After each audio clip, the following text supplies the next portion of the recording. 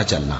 اور جب موسیٰ ہمارے مقرر کیے ہوئے وقت پر کوہ طور پر پہنچے اور ان کے پروردگار نے ان سے کلام کیا تو کہنے لگے کہ اے پروردگار مجھے اپنا جلوہ دکھا کہ میں تیرا دیدار کروں۔ فرمایا کہ تم مجھے ہرگز نہ دیکھ سکو گے، ہاں پہاڑ کی طرف دیکھتے رہو، اگر یہ اپنی جگہ پر قائم رہا تو تم مجھ کو دیکھ سکو گے۔ پھر جب ان کے پروردگار نے پہاڑ پر تجلی کی تو اس کو ریزہ ریزہ کر دیا اور موسیٰ بے ہوش ہو کر گر پڑے۔